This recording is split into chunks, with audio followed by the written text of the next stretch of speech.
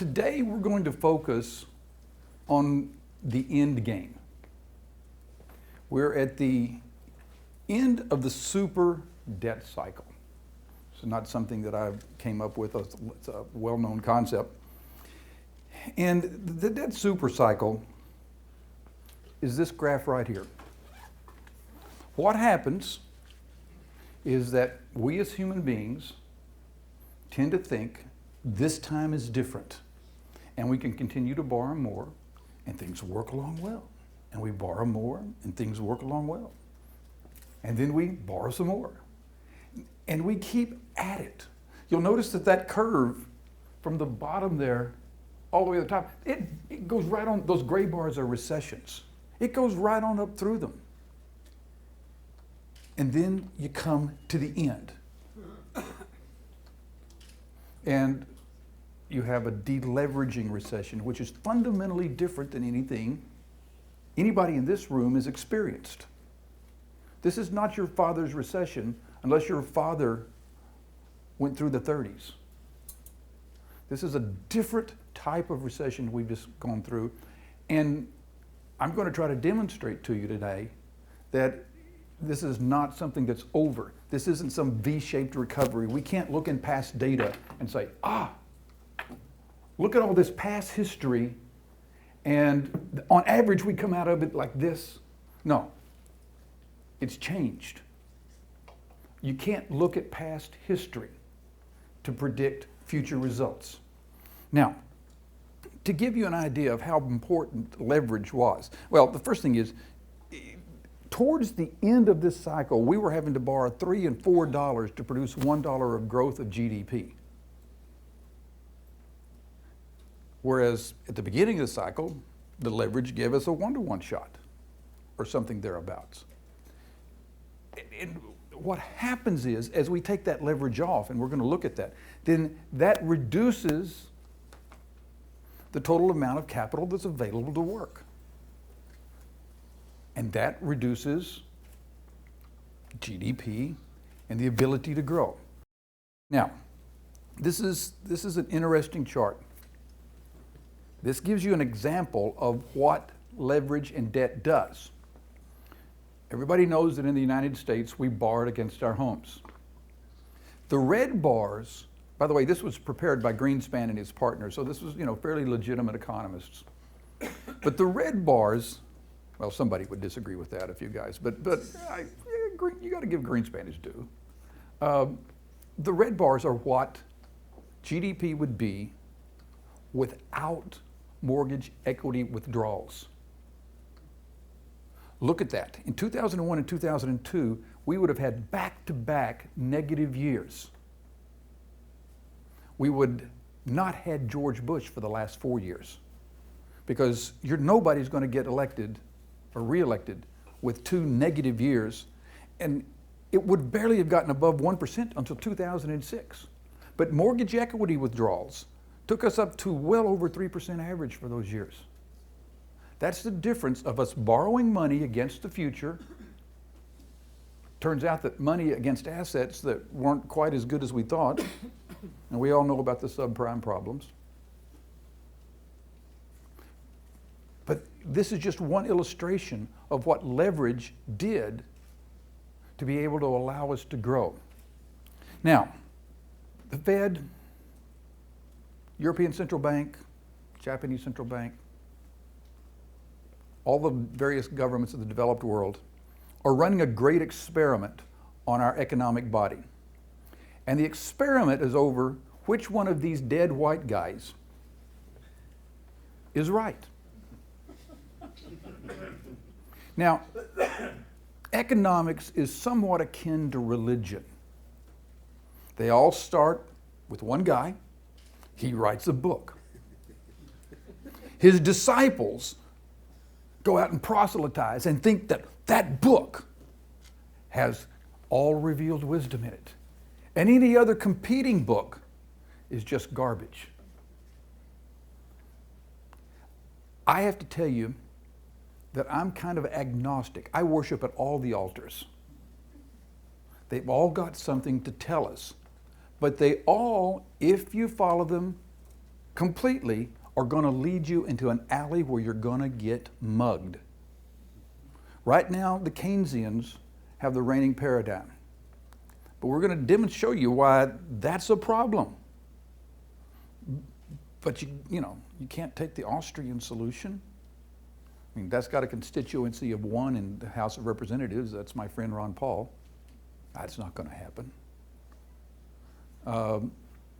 The Austrian is an economic school that was launched by von Mises and Hayek. Friedman is a monetarist. Fisher was the classical economists. I have to give Keynes style points because he has the best quotes.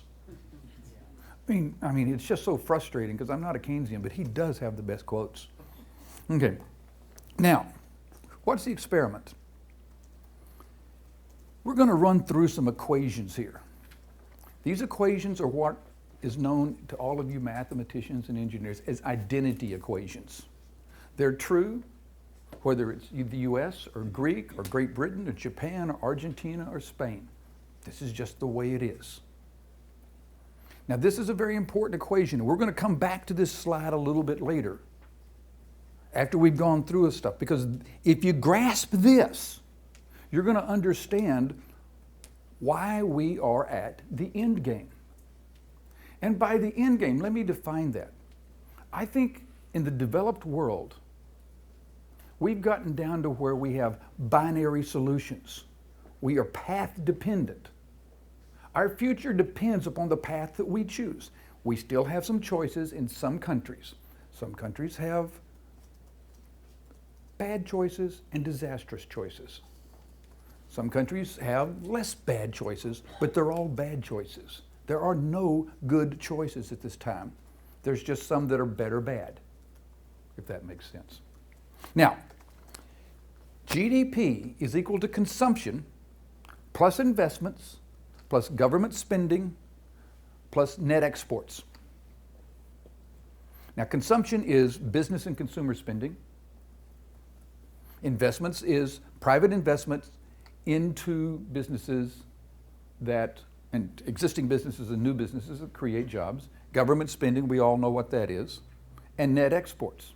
Some countries like Germany have very positive exports. China, Japan. Some countries like the US, Spain, Greece have negative exports. We buy more than we sell.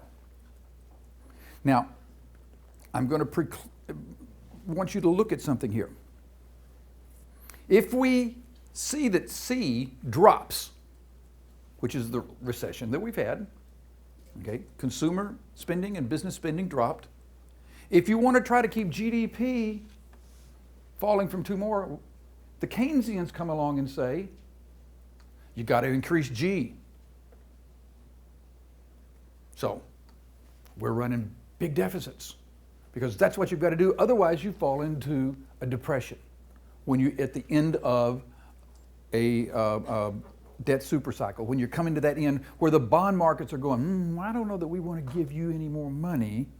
You're starting to look like a bad credit risk. Now, if the government dissaves, spends more money than it's made, then the difference has to be made up by consumers, business, and foreigners. All of this has to add up. So, as we're going through some of these other equations, have this in the back of your mind. If the government's dissaving, if it's running deficits, it's crowding out the money for investments. So the question becomes, does the money that the government's spending do anything in the long term for creating what we all know that we need, jobs? Because that's really what this is about, jobs and productivity. We'll talk about that in a minute. That's another equation.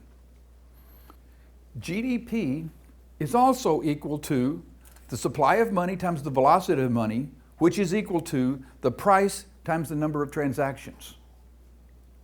What does that gobbledygook mean? This is the equation where you can derive inflation. So if we increase the supply of money,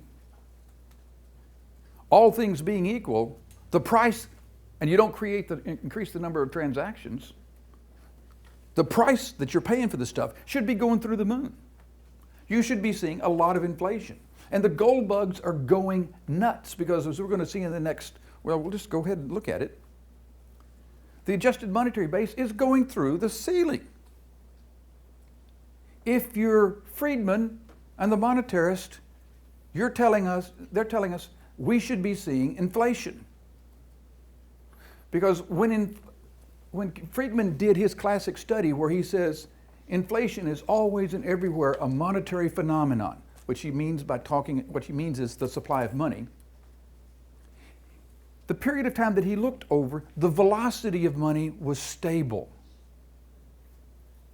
So, in fact, if the velocity of money is stable, then the prices should be going up if you're raising the supply of money faster than the real growth of GDP.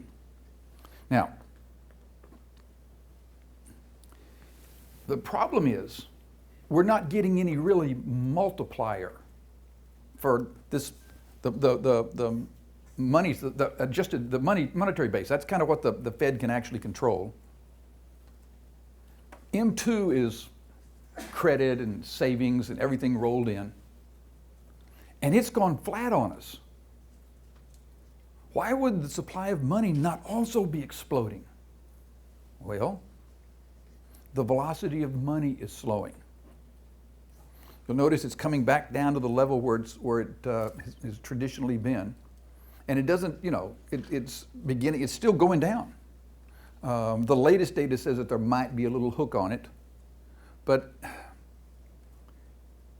if the velocity of money is how fast a dollar changes hand, how fast it goes through the economy. Okay? And it's a recession. Things have slowed down. The money multiplier is falling. Now, this is different than the velocity of money. This is how much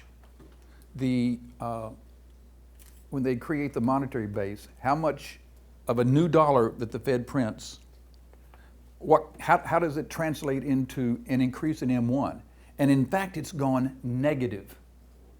They have to create more than $1 in the monetary base to get growth in M1, which is another way to measure money. There's M1 and M2, and but that's not a phenomenon. You see, it just goes, falls out of bed, and it falls out of bed about the same time that the government's goosing the money. And they did it because they were watching this phenomenon. We didn't see a lot of inflation. The government's bought almost $1.25 trillion worth of mortgage debt. And then there's all the hundreds of billions of TARPs and PPIPs and all this stuff. Normally, that money should find its way back into the banking system, and it should be multiplied through banks lending more money because they can lend roughly $9 for every dollar they have in assets. So we should see leverage exploding. And normally we would have, but we're in a deleveraging recession. This is not a business cycle recession. Banks are at the place now where the government's telling them to lend. We want you to lend more, but it's kind of like, to whom? And consumers are going saying, I think I want to borrow less money. We are watching bank lending, the amount of bank loans drop more than it's ever dropped since 1942. Consumer spending in America dropped during Christmas. Credit cards went down. That's un-American. The deal that we had with the rest of the world was that they would sell us stuff for electronic dollars. We'd send them the dollars and they'd come back and lend it back to us. So we'd buy their stuff. It was kind of vendor financing. And that was the deal, and it worked for years. And the Americans are no longer holding up their end of the bargain. Foreign governments are, in fact, still buying our debt. Somebody, a little sideways, somebody said, John, aren't you worried the Chinese look like they sold 40 billion of American dollars? And I said, okay, who'd they sell it to? Somebody else had to buy it. We didn't buy it. So it's in Brazil or, South Africa. It's somewhere. They're passing the old maid around. As long as we keep running deficits, they keep taking our dollars and running our dollar up. And we'll talk about why the dollar's going up in a minute. They got to do something with them. John Connally said, the dollar may be our currency. He was Nixon's Secretary of Treasury and the governor of Texas, and one of the men who should have been president of Texas should have been president of the United States from Texas, even if he was a Democrat at the time. But John Connally said, the dollar may be our currency, talking to de Gaulle, but it's your problem. And that's kind of where it is today. So where did all this money go? It went back on the Federal Reserve books. All these banks took the money and they put it right back at the Fed. It hasn't increased the money supply. It's sitting on the books of the Fed. And that's why you see this explosive growth in Federal Reserve assets. Because the banks don't have anybody to lend it to, and at least it's safe at the Fed, and the regulators are screaming at them to have increase their assets on their books because their loans are imploding at rates that we haven't seen in decades and decades. So they're having to either sell equity or reduce their loan book. And when they put something at the Fed, they don't have to take a big haircut for it. If they lend it to somebody, they got to take a haircut on their assets. So this is a safe place to put money, and they can get a little bit for it. And if you can leverage it up 10 to 1, it's not a bad deal. Another equation. I put the delta in here for all you geeks. Delta GDP, or that's the change in gross domestic product, is delta population plus delta productivity. Or gross domestic product is equal to the change in population plus the change in productivity. That's the only way you get growth, boys and girls. That's it. There's no magic. If you want to grow GDP, which we all do, you've got to grow your population and or grow productivity. Sidebar, if you're Japan and you're watching your population implode, in order to grow your GDP, you have to grow productivity more than anybody else. In the US, we've watched productivity actually ratchet up pretty well the last few years, because we've laid employees off and we still expect the remaining employees to do the same amount of work. So productivity per worker has increased. Not a very good way if you're trying to get a new job, but it makes sense for businesses. Now, this is very, very, very important. There's a lot of important things, but this is a very, very important thing. The most extensive research on tax multipliers is found in a paper written at the University of California, Berkeley, entitled The Macroeconomic Effect of Tax Changes.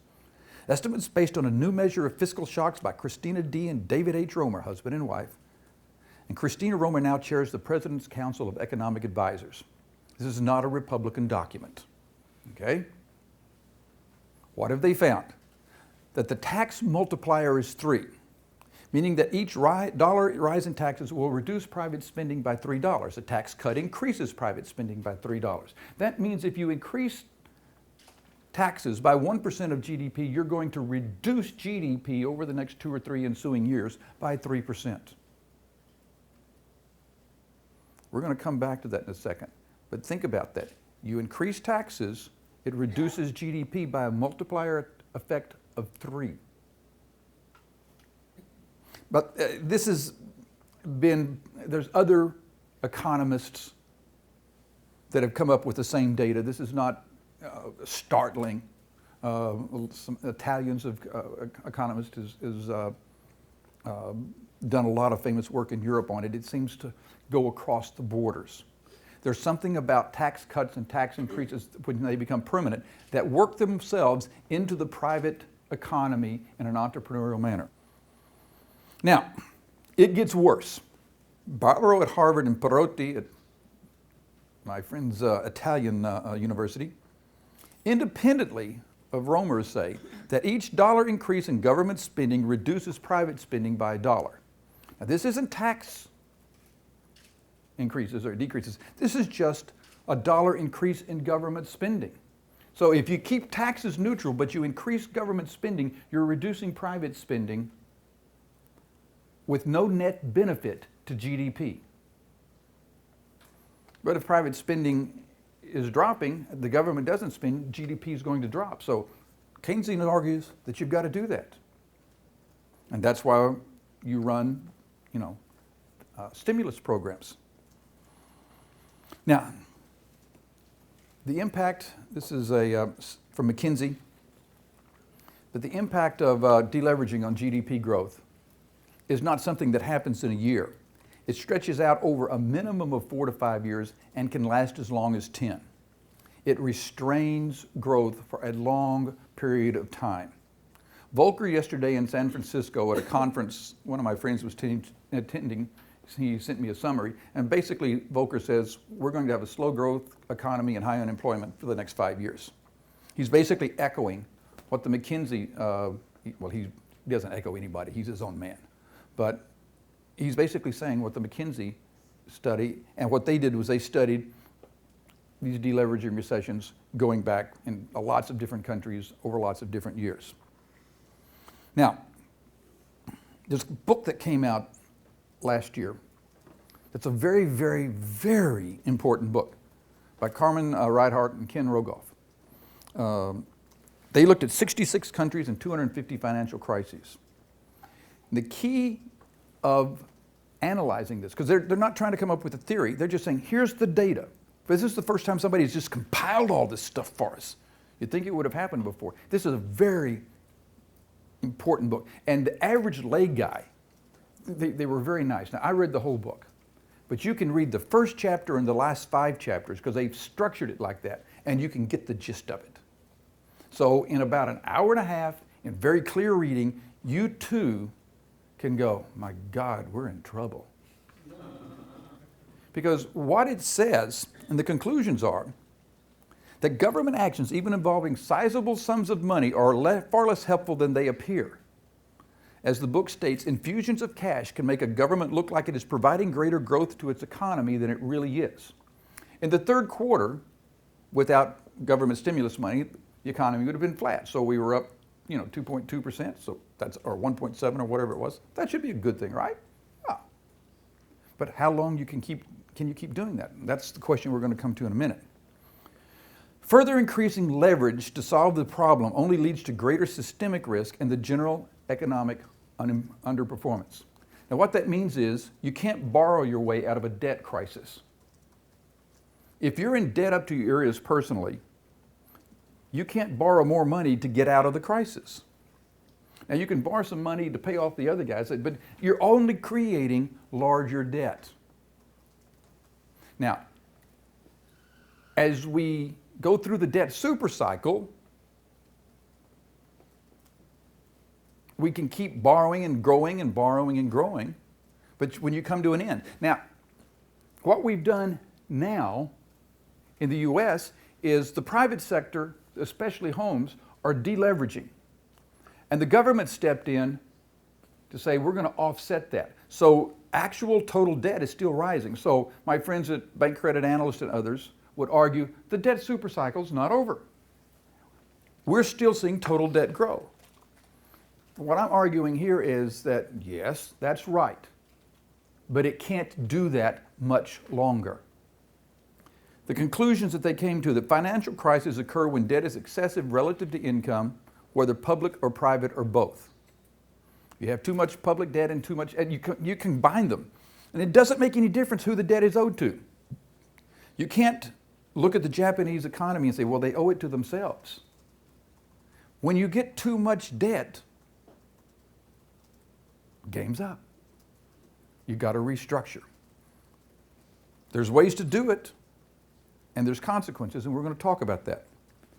Now, subsequent to their book, they came out with another study that shows that when government debt rises to 90% of GDP, it seems to reduce potential GDP by about 1% annually. That's not a theory, that's just a noticeable fact. They don't have any real explanation for that. They surmise here or there. But it just seems to be kind of across countries, across time. When you get 90% debt to GDP, it reduces potential GDP by 1%. And that 1% compounded, sports fans, when you compound that over 15 or 20 years, that's a 25% difference. That's the difference between a $20 trillion economy and a $25 trillion economy. That's huge. That 1% compounding makes a difference. Now, in the U.S., and we're going to focus on the U.S. here for a little bit, and then we're going to get to the rest of the world, because there's so many people here from around the world, and I know that you want me to address your country. We have an unsustainable debt in the U.S. It's now close to $2 trillion. It's $1.8 trillion this year. And part of that's because revenues have fallen off. Part of that is because we've gone, absolutely crazy on the stimulus money. It's closer to 827 billion than the first 787. Now the number keeps rising. Plus the excessive debt. Plus we just passed another 15 billion here and a $10 billion there.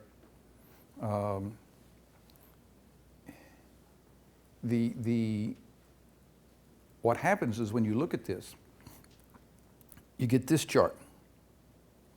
And you want to follow me this. I'm going to walk over to this chart here and look at this. But if you take White House estimates of growth, and they're assuming that we're going to grow at 3 to 4% of GDP, and unemployment's going to go down, and things are going to go back to normal, you still are at a $1 trillion deficit 10 years out. And now they're saying this $1 trillion that they're projecting is now going to be closer to up in here. But you get to $2 trillion if you take a realistic estimate of growth and a realistic look at the budgets. Because for instance, they assume that we're actually going to cut doctors' Medicare spending. Every year we go through this charade in the US. It's a dance. And we're getting ready to dance the 10th version of it. We tell doctors we're going to cut their Medicare reimbursements by 22%. And we put it in the budget that way. We're going to squeeze those mean doctors. And then we get right up to the last moment and say, well, okay, we won't do it this year, but we're going to do it next year. And so this assumes that we're actually going to cut those guys that money, but we've never done it. There's a lot of assumptions in there that just, it'll be interesting to see if we actually do it. We're coming back to that equation that I said was important to begin with. Here's the question that we have in front of us. Basically, savings equals investments when you play with the math and the numbers and sort it all out. So if you take the savings from the U.S., because the consumer's starting to save more, businesses are starting to save more, and you put it into government spending, because somebody's got to buy those bonds. And foreigners will buy 300 or 400 billion because that's what we're running in excess deficits, so they'll buy that from us. But we got to come up with the other $1 trillion, between you and me. And I don't know about you, but I'm not buying government bonds this week.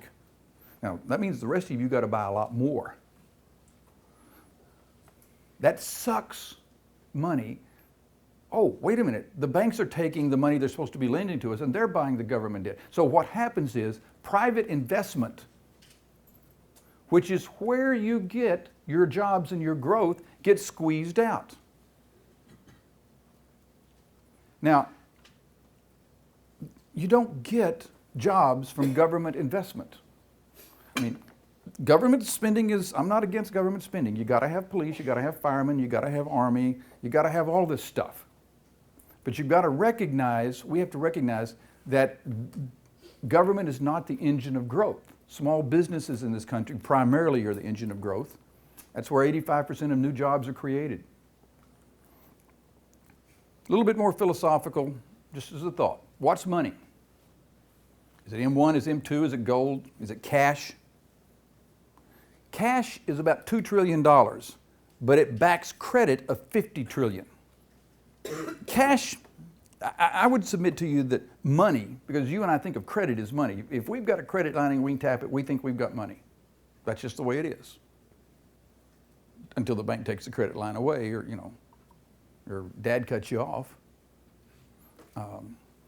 I've had 7 kids and I've had to go through that process. The bank of dad is closed. It's really just total available credit. And what we're doing is we're shrinking that credit. We're shrinking available money because banks are cutting credit off as they should. We're not borrowing as much. We're trying to deleverage. Now, it'll take up probably up to $2 trillion in new printing press money to bring inflation back. And people ask me all the time, and one of my speeches is there going to be deflation or inflation? And the answer to that question is yes.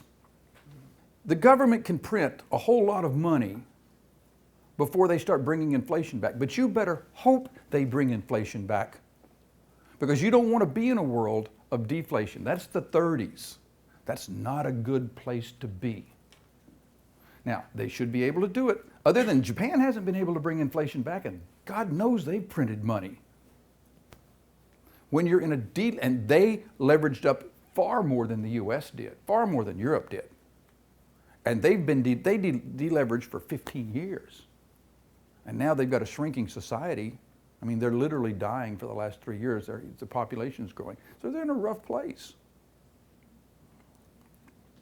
So this is the takeaway from my 1-hour speech on deflation, that if you add rising unemployment, because unemployment is still rising, it's pushing 18% here in the US if you count the underemployed. Wealth destruction, we've had $3-4 trillion just imploded in assets and home values. Reduced borrowing and lending and decreased final demand and increased savings and low capacity utilization. We're still at major recession level capacity utilization. Why would businesses invest more money if they've still got more capacity than they can use? Now, they're updating stock, they're restocking inventories, they're trying to figure out ways to be competitive. So as businessmen, as in technology, we need to help them be more competitive and give them an edge, and that's what's going to be selling. And you've got massive deleveraging. What you end up with is deflation and nothing but bad choices. Now, if the Fed keeps pumping money like they've been doing, and they say they're going to stop at the end of March, so it's going to be interesting. It's going to be an interesting experiment. Have they pumped enough? Because there's a lag time. It's not a you don't punch the button today and, it's like the gas pedal and you see something.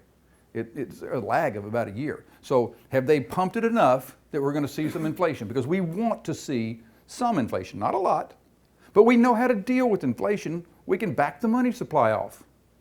That's a good problem in between the problem of having deflation and what the heck do you do when you're pushing on a string. That's what it's called when you're pumping the money supply and nothing happens. And, that's a bad problem. Inflation is kind of a less bad problem. We've all lived through that. We know what to do. We won't panic, And it's not going to get back to the 70s and that type of anything. So now, which path for the U.S. economy? And we're going to go through several paths, but these paths look like the paths that other countries will be going to with some changes, and we're going to go through that in a minute. There's the Argentinian solution. You just print your way out of it. You hyperinflate. You destroy your currency. You destroy the value of your pensions and savings of the people there. That's a solution. There's some of my friends from Argentina here at this conference, and if you ask them, they weren't very happy with that solution. That's not going to happen in the U.S. The Fed is not going to print.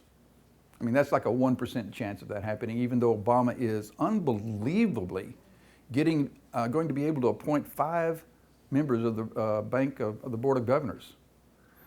It was staggered. These are 14-year terms, and they go up every 2 years. So one president should never be able to appoint more than two. It was done purposefully that way so that one president couldn't stack the reserve board. It was supposed to be independent.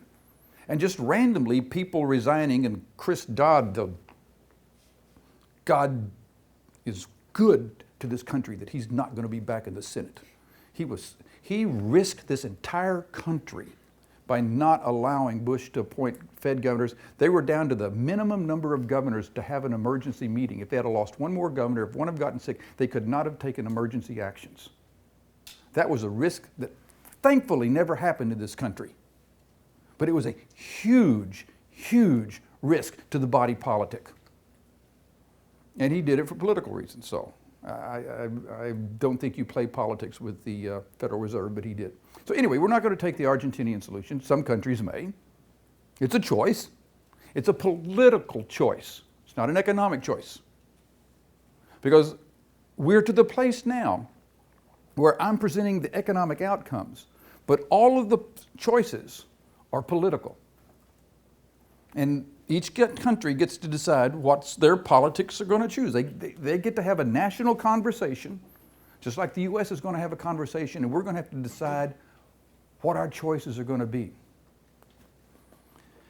The next is the Austrian School of Economics, the Austrian Solution, which is just cut government spending, cut taxes, stop spending. We don't care if it goes into depression. Hit the reset button. Remember the blue screen of death? Some of you are too young to remember the blue screen of death.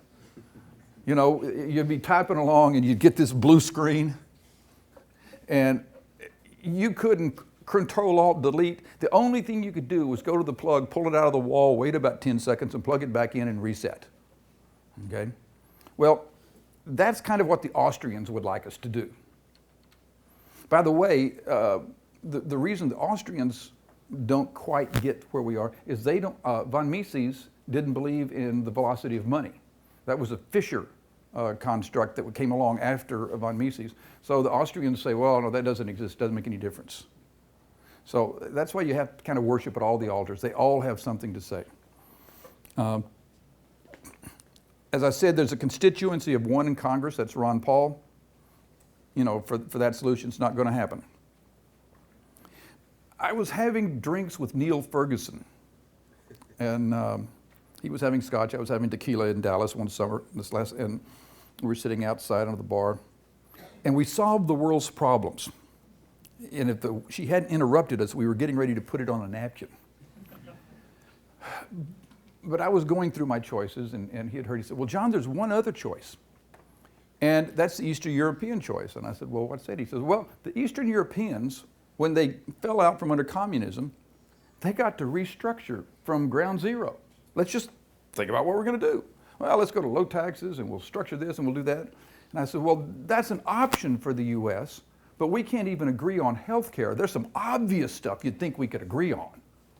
If we can't even agree on the simple stuff, we're not going to make really structural changes in this country." So that's not going to happen either. And then there's Japanese disease. Large deficits and no growth. And this is a choice that we have. Now, what's Japanese disease?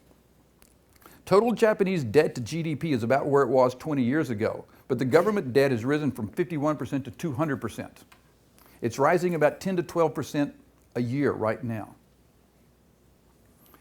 It's getting to the point where, you know, we talk about escape velocity, it's getting to the point where it's you know, they're now paying 25% of their total government budget is interest. And that's with interest at 1.4%. They started out on that path because they were saving 14% of their money. So all their money went into their, you know, postal savings and whatever, and it bought their government debt. But it crowded out private investment. So they didn't get any growth for that. Their nominal GDP is where it was 17, 18 years ago. They've had no growth. They've got the same number of employees, basically, that they had 20 years ago. Been no growth. Because while they increased G enormously, they got no I. It crowded out the I, and they didn't get the productivity growth, they didn't get the increase in jobs, and they funded zombie businesses, and they funded zombie banks with zombie businesses, and they didn't take the necessary restructuring. Now, in the US, we have something that I call the glide path option. When you're coming into a plane, you know, you just kind of set it down and then you kind of glide in. If we cut our deficit to under nominal GDP, because you can grow the deficit below nominal GDP growth forever and ever, amen, world without end. It may not be the wise thing to do, but it doesn't kill the goose. You can just do it. Because as long as your income, nominal GDP, is rising faster than your debt, you're okay. But if we start cutting $200 billion a year, which is kind of what we'd have to do, out of our deficits, maybe $250 billion. Of course, $200 billion is fine because we're not going to have as much of the stimulus in the future. That's a significant chunk of GDP. That's, you know, almost 1.5 times GDP. I mean, 1.5% rather of GDP. Remember that equation? That if you reduce G, you're going to reduce GDP in the short term. Now, in the long term, that's a good thing. But in the short term, this year, in the here and now, it makes a difference. So the conversation we have to have among ourselves in the US is how do we get to that glide path option? Because it's going to tell us that we're going to have to live with lower growth, taxes are going to go up, that's lower growth, and that means higher unemployment for an extended period of time. I've got studies and charts that show that even under reasonably optimistic scenarios, unemployment is going to stay above 8% for the next 3 or 4 years.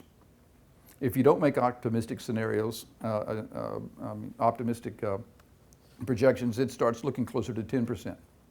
And then if we go into a double dip recession, 11%, 12%, 13%, it could get ugly.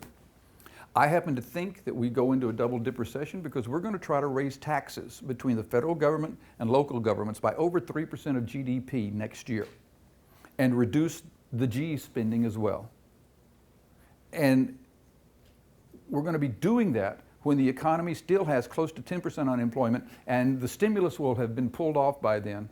And so growth is going to be probably less than 2%. If you take 4% out of the economy, because that 3% multiplier gives you 9, and the bulk of it hits in the first year and then the second year and the third year, you've just taken yourself back into a recession.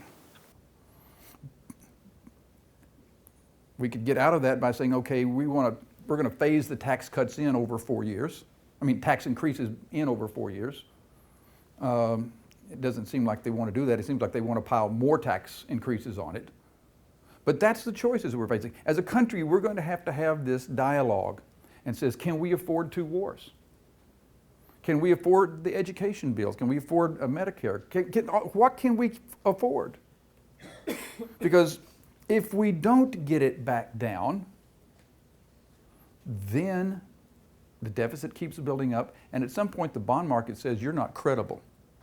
Now, the US has 3, 4, maybe 5 years before the bond market really starts jerking our chain. At least I hope we've got 3 or 4 years.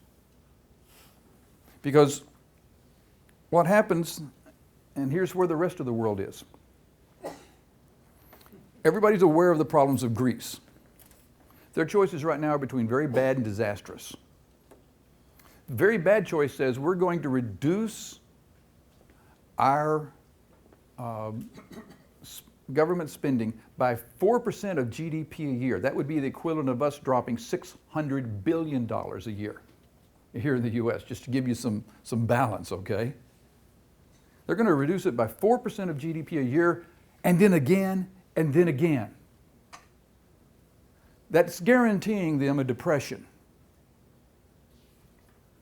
Now, the problem is that they have a trade deficit with Germany and others, and that their cost of labor is higher than, significantly higher, like by 25, 30% than it is in Germany. And that's who they're competing with. So, things are out of balance. And it's got to get back in balance. So they have no good choices. Now, if they just say, you know something, heck with it, we're just going to default, well, then the bond market jerks their chain, they can't borrow money, and then they have to take all of that deficit at once. Well, that's pretty disastrous. Now, there are other choices. They could say, well, we're going to leave the Eurozone. Because in an odd way, they're on the gold standard. Okay? They can't print their own money. They can't devalue their way out of a problem. We're stuck with the euro. Now, if they left the Eurozone, then they could print their own money, but then do they owe money in euros or in the new drachmas? And boy, that's a lawyer's full employment plan. I mean, that'll keep every euro lawyer busy for the next decade, suing who, and are we going to freeze all Greek deposit? God, I hope that doesn't happen. I hope the euro and those guys figure out how to do it. But the Greeks have no good solutions because they've finally gone too far.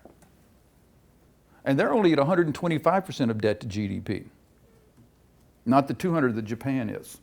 But their interest rate payments are higher because what the Reinhart Rogoff study shows that there's a point, and it's not a fixed point.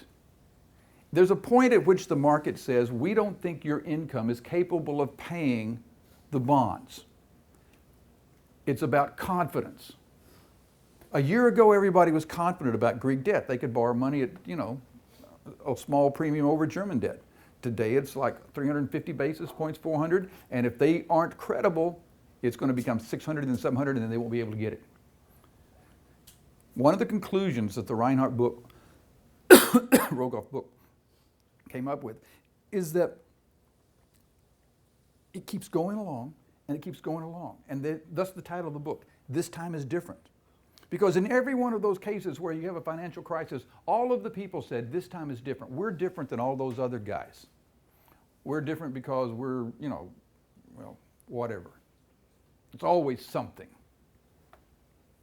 But it's never different.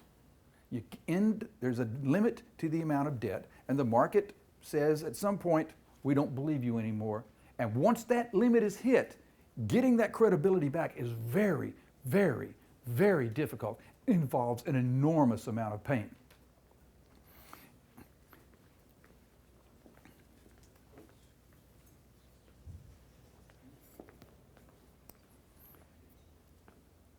Each of the countries that we're talking about is going to have to deal with this amount of pain. Now, they can deal with it all at one time, or they can spread it out over time. But they're still going to deal with it drips out. Okay. They're still going to deal with the same amount of pain. It's all there. The pain's there. And we'll probably try to deal with it like this. We'll try to deal with a little bit of it and then more and more, and then we'll be forced to deal with more of it. The pain in Spain. Spain is ultimately in a worse position than Greece. They've got some time. If a coalition government that has issues and is formed of people that aren't really interested in cutting deficits, they could decide, we're going to cut our deficits. And their deficits are big, and their debt is big, but not as big as Greece. And they're a big country. Their banks are in trouble. They have 20% unemployment. They've got problems. If they don't get their act together, Spain could become the next Greece. And the difference between Greece and Spain is that Spain makes a difference. No offense to the Greeks. I mean, Greece is 2.5% of the country. I mean, if we lost Rhode Island, we wouldn't care. I mean, Rhode Island's a wonderful state. I'd love to go there in the fall and see the leaves change. But I mean, it's kind of like a county in Texas. You just go through it. You know, if you lost Greece, okay. I mean, you know, you lose. Their GDP drops 20%. Okay, well, that's 5% of total Europe GDP. You lose Spain. Now that's a problem. If Spain's credibility and debt goes up, that's a major, major hit to the Eurozone. And right now, the Spanish are giving us lip service, but we don't see anything really happening. And what has to happen is they have to decide to cut their debt because they are just like the Greeks. They're on the gold standard, the euro standard, and they can't print their own money. They can't devalue their way out of it. Japan is a bug in search of a windshield. They're coming to the end. Before the middle of the decade for sure, probably within 2 years. They're going to get to the place, because we remember they started at 14%, I didn't finish that sentence. They started at 14% saving. A couple of years ago, they're down to 2. They're probably down to 0 now because their country's aging and the population is selling assets in order to live. That's what you do when you retire. You live off your assets. Well, without net savings, they've got to get that money from somewhere. Remember that last equation? That if the government is dissaving, and they're dissaving at running deficits in the 10 to 12, 14% range. If they're running those deficits, somebody's got to come up with that money. And that somebody's Japanese savers. Well, it's certainly not going to be from outside the rest of the world at 1.4% for a 10-year Japanese bond. You're going to lend the Japanese, 10 years money for 1.4%? With the yen valued as highly as it is right now? I don't think so. You're going to start wanting 3%, kind of like the rest of the world. Maybe 4% like it is, 3.5%, 4% like it is in the US. Well, that would double their interest rate expense to 50 or 60%. You think you could run a government where 50% of your budget was just interest rate expense? That's a crisis, guys. And that's what's getting ready to happen to them. Now, they have the luxury of being able to print yen. So they'll just say, fine, we'll give you some yen. And frankly, I don't think their exporters and their business, Toyota wouldn't care if the yen went to 150, 200, 250, because it makes their products cheaper. Now, it makes foreign products that Mrs. Watanabe wants to buy from outside of the country much more expensive for her. She's not very happy about that because her yen is not as valuable now. But it allows the Japanese to export more, and it staves off part of their problems, and then maybe they can balance their budget. Maybe they find a way through all this. But they're not going to do it without some pain, and that pain is either going to be devaluation or higher interest rates or both. Then there's Britain. What do you think about Britain? Well, they can devalue some more. They can't even figure out, they're going to have an election in June, but right now the polls say that the conservatives won't win. So it's going to be a hung government. Well, what the heck's that going to look like? And nobody seems to be talking about, well, let's, cut the deficit. They can't keep running the deficits they're running. At some point, they've got to get serious. Can they last a year longer or two longer than Greece or Spain? Yeah, because they can devalue their way out of it. But that's not going to make people who've got money saved in sterling very happy when it costs them more to go to the continent or do whatever. Britain's got, like the U.S., they've got to have a national conversation. What can they afford and not afford? And that's what their electorate will decide. Just a few thoughts on the emerging markets. The good news is for most of the emerging markets, something very, very fortunate happened to them. Nobody would lend them money. And so consequently, they don't have a leveraging problem. And they're going to be able to come out of this cycle a lot cleaner, a lot meaner, and more entrepreneurial than the developed worlds. There's the developed world, ED, past tense, and the developing world, present tense. Something's happening. And I think the developing world is where we're going to want to be over this next decade. Now, I don't want to put my money in emerging market index funds today, because if I'm right and we have a recession in the US, stock markets drop an average of about 40% on recessions. And I don't want to be in front of that moving train, because emerging markets will drop in sympathy, just like the rest of we'll take the rest of the world down with this, just like every other time when we have a recession, the rest of the world collapses. But I offer the possibility that at the bottom of this next recession, the emerging markets, stock markets, and economies could decouple from the developed world. We've been talking about decoupling for years, and I've poo-pooed it, said it'll never happen, never happen. Well, maybe I was wrong. It might happen this time. I think that there's a huge possibility that emerging markets will outperform the developed worlds between now and the end of the next decade. With that, Salim, I want my wine, and we'll throw it open to questions. Can I ask the first question? You can. When do you think this recession will hit the U.S.? First quarter next year, because I think it's a tax issue. I've called the last two recessions about a year and a half in advance, because you could look at the inverted yield curves and the ECR leading indexes and all sorts of stuff. I mean, it was there to be read in the data, or the bones, depending on, which religion you're looking at. But that was supposed to be a joke, guys. Lighten up. But so it was easy, relatively, for me to say there's going to be a recession, so let's get out. This time, we're not going to get an inverted yield curve, because the Fed is artificially holding the short rates down. The economy is not going to be anticipating the heavy impact that you're going to see from a tax increase. So my call for a recession is a gut call. It's not something I can see in the data that I can look and say, look, here's all this stuff, here's what's going to happen.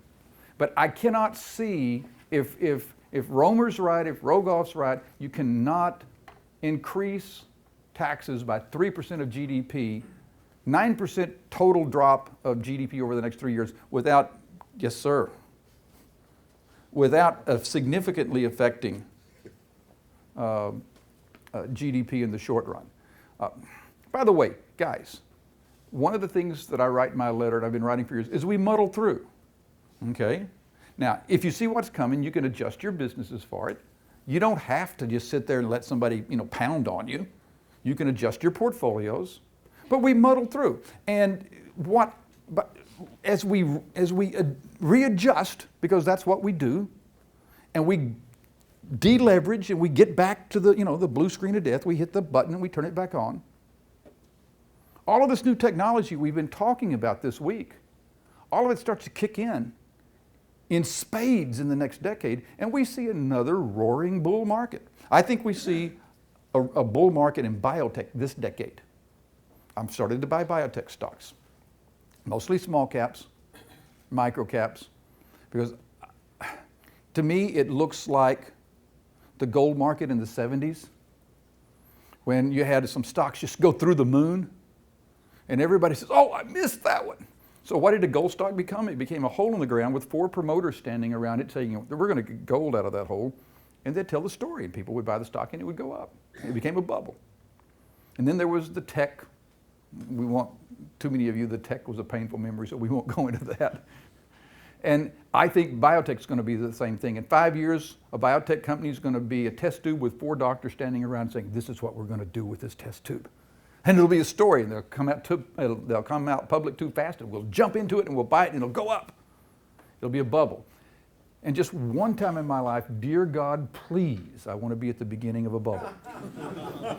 Hey, John, question. Yes, sir. On the chart you showed there, way back in the beginning, it's where the red was below the line. That's the chart I was looking at. It was in 2001. Oh, yes, right at the beginning. Okay. Mm-hmm. did that happen early in 2001, or is that a direct result of the 9/11 attacks? Because that was, I would posit that the second ran in the following year, there was a huge impulse into the American economy at that time, negative impulse. Oh, there was. And so is that, are we seeing cyclics because of those sort of impulses? Is that part of it there? Now, what that chart was showing, and for instance, there's other charts which show that the really positive effects that the Bush tax cuts had, and there's other charts that show the positive effect on GDP that Greenspan's interest rate drop has. Now, was it a wise thing to keep interest rates so low and allow people to borrow money against their mortgages? No, but that's all in hindsight. But all that chart shows, here's the effect of mortgage equity withdrawals on GDP. So it doesn't really take into account 9/11 and the other negative effects. But it would have been a much more difficult year. And I submit to you that if we'd have had, if 2003 and 2002 and 2003 had been recessions, absolute recessions, and 2004 would have been less than 1% growth, George Bush wouldn't have been elected for second term. I mean, nobody could have been elected second term under that kind of results. So he got elected really because of the subprime garbage. And who knew? So, yes. On Europe and the other countries that you have mentioned. If the U.S. is still buying a lot of stuff from the rest of the world, so it'll impact Europe some.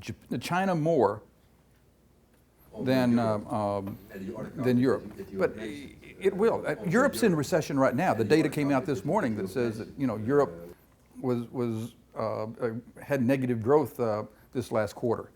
So Europe's a weak sister, and they've got very difficult choices to make among themselves. I mean,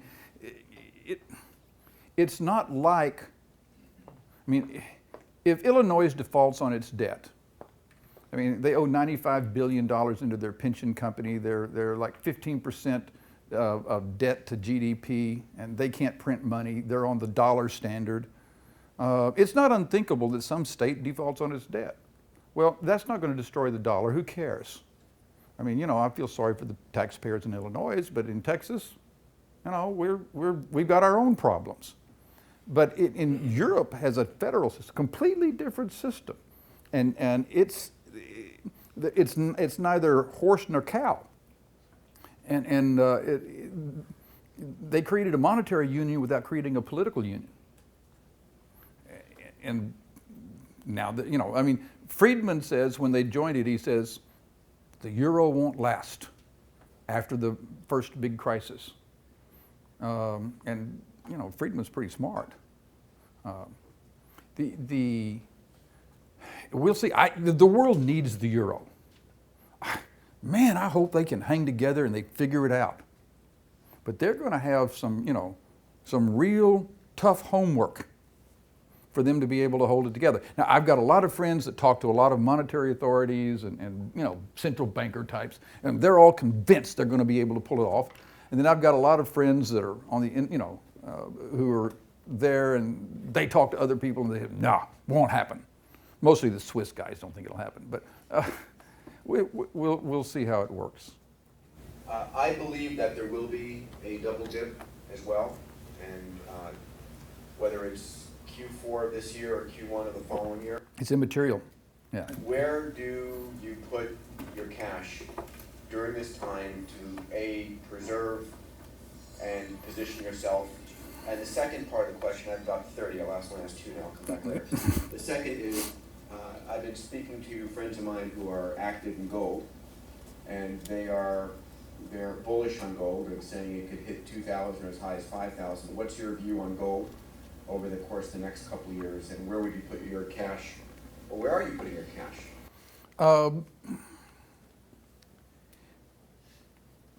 I've got my cash and my money mostly with traders, hedge funds, that type of thing. I want guys that can go long and short. There's very little that I want to be long only. I'm buying small amounts, like I said, of biotech stocks, and I recognize they're going to go down, but I'm going to be buying more and more and more, and I'm planning to accumulate for 4 or 5 years. So that's a kind of a different strategy. And I'm buying now because some of these stocks I really am a believer in, and I'm afraid they might not go back down. So I just said I'm going to kind of average in over the next 4 or 5 years and just keep buying. But corporate bonds, this is high quality corporate bonds, short term, 3 to 4 years. You want income. You want to see your capital grow.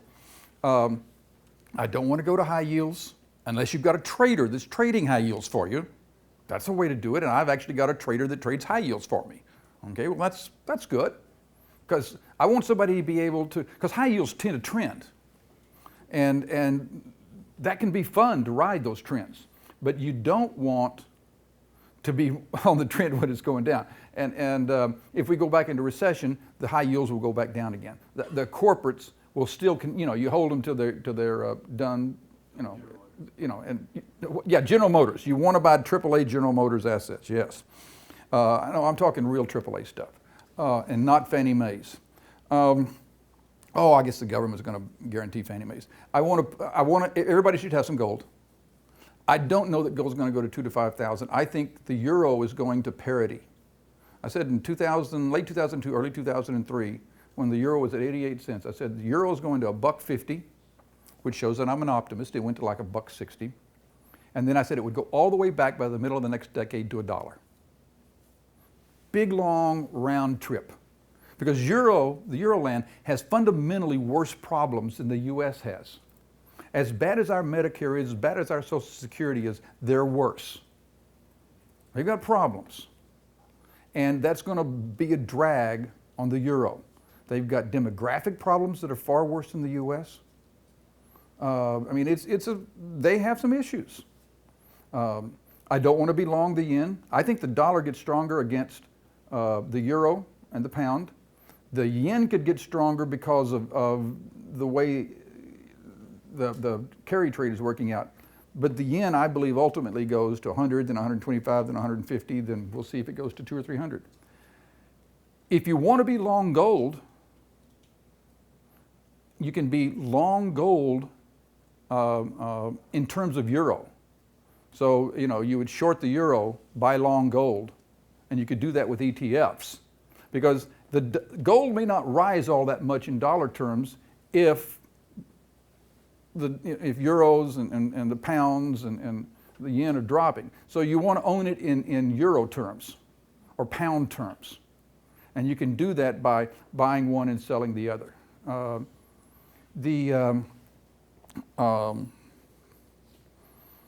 Where else would I put my money? You said foreign government ETFs are not going to be a good play. How would you invest in India? I would not invest in any emerging market ETF today. I would wait till next year. But how would you invest in India, or would you at all in any fashion right now? For example, I believe that the average age of Indian population is... Oh, I think I'm a huge bull on India, but the stock market will get drugged down with the U.S. stock market. The correlation between emerging market stocks and U.S. stocks is 1 to 1. So how would you play India now? By not being there. I'm waiting. Cash is a position. Nobody's holding a gun to my head. You got to buy India. I want to buy India, but I want to be patient. And when I buy India, I might buy an ETF in India. I wouldn't buy an ETF in China. I'd buy specific stocks. I don't understand China. I don't get a country where 50% of its GDP is basically bank loans and foreign direct investment. That's never happened in the history of the world. I mean, that's like off the there's like China way over here and the rest of the historic precedents way over there. I mean, this has just not happened. That's not sustainable. Now, they got a bunch of money, but you can't pay your doctors and lawyers and your people in dollars in China. So having that big pool of dollars is sometimes a disadvantage. Ask the Japanese in 1989 when they had a monster positive surplus position. It didn't do them any good. They've had 2 lost decades. I mean, we tend to think, oh my God, they got all the money in the world. And they do. but it doesn't necessarily help you in your local economy. It helps your foreign account system. You can control the price of your currency, the quantity of your currency, or the interest rates, but you can't control all three at the same time. So they've got a decision to make about where the renminbi is going to be valued. And if they allow it to float up, then that's good for the people that are buying stuff from offshore, but it's tough on the exporters. So they've got decisions to make. I would buy specific China stocks as opposed to a China index if I was going to buy in China.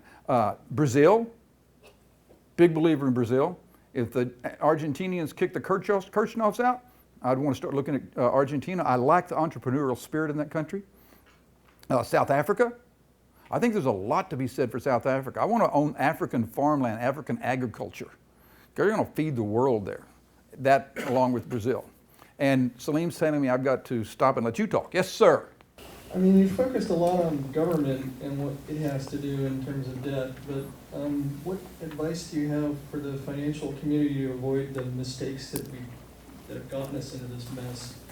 Also, you mentioned the efficiency of businesses. What I've seen here in the Valley is the way they get efficient is by outsourcing as much as possible to contractors, to India, to foreign locations, and insourcing by giving a lot of H-1B visa holders, which tends to drive down wages here. And it seems to create problems for governments that they have to deal with, because if you have that many unemployed and you're not doing something for them, you create a lot of instability in the politics, so it kind of forces government to do things that they might not otherwise do. Mm-hmm. So I'd like you to address those issues if you can. Well, the first thing, I've got to take another glass of wine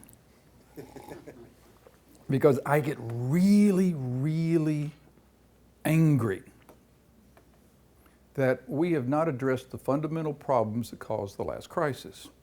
We have not put credit default swaps on an exchange and forced people to back up their exchange. We are still allowing people to sell naked credit default swaps. What an incredibly stupid, insane, dumb thing to do.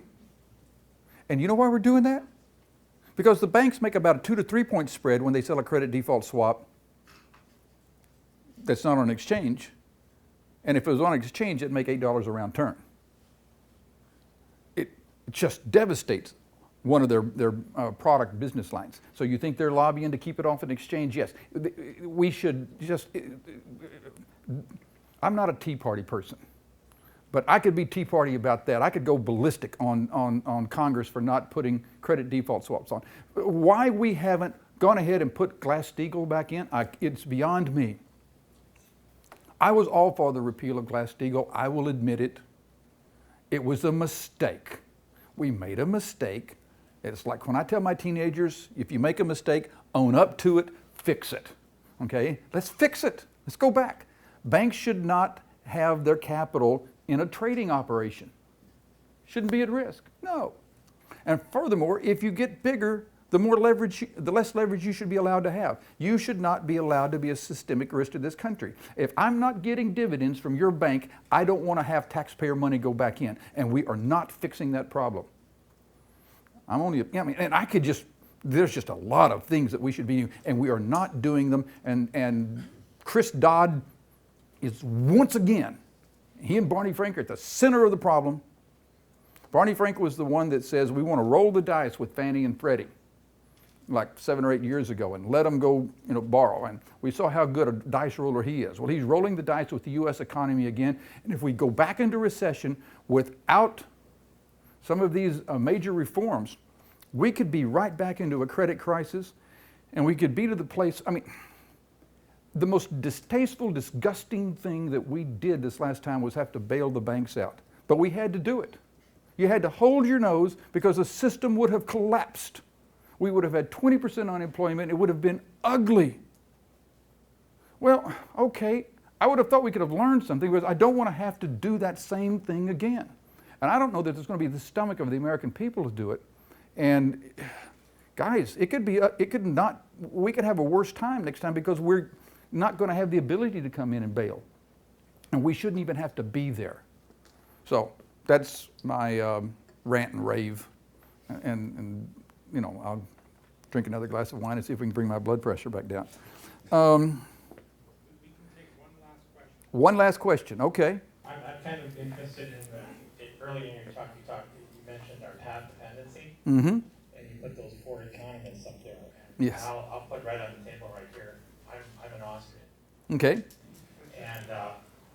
And what I think is that the Austrians have been warning us about this for at least 30 years. Oh, absolutely. They said it would happen, and now it has happened. And I mean, would you agree that if they had simply been listened to, taken seriously in the first place, we wouldn't be where we are right now? I would agree, absolutely. And I probably I started in my economic path and training way after college. I mean, I went through Samuelson and a little economics in college, reading the Austrians. So I tend to have that flavor in me. But, I don't believe in the Austrian solution to the problem that we're in. The fact that they've been telling us this was going to happen was correct. But a lot of the Austrians absolutely missed the fact that the dollar was getting stronger. I mean, they were also telling us about the crisis we were going to have. They were also telling us the dollar would fall out of bed and go to zero. Okay, so they're not prescient. There's some flaws in how they look. That's why I'm saying you've really got to worship at all the altars. They all have something to say. They really do. And you're better off kind of taking the classical approach and letting it fix them. Peter's got one last question. Chairman's prerogative here. Yes. So, the dot-com revolution, the internet and so forth, floated our boats for the 90s. I mean, we saw a huge growth in the economy due to the activities here in Silicon Valley. AI, nanotechnology are orders of magnitude potentially more impactful. So what happens, A, when these hit, and B, does it matter in which country those technologies emerge? Yes, it does. In the sense that if, as we talked this week, my friend Mike West came in from Biotime, and where's he going? He's going to China to partner up there, so that's where they're going to do the human trials. ISCO's going to Russia. I mean, we're outsourcing a lot of our best stuff because we have some internal issues. If we want to grow this country, we've got to start doing, you know, and allowing the real entrepreneurial stuff to come here.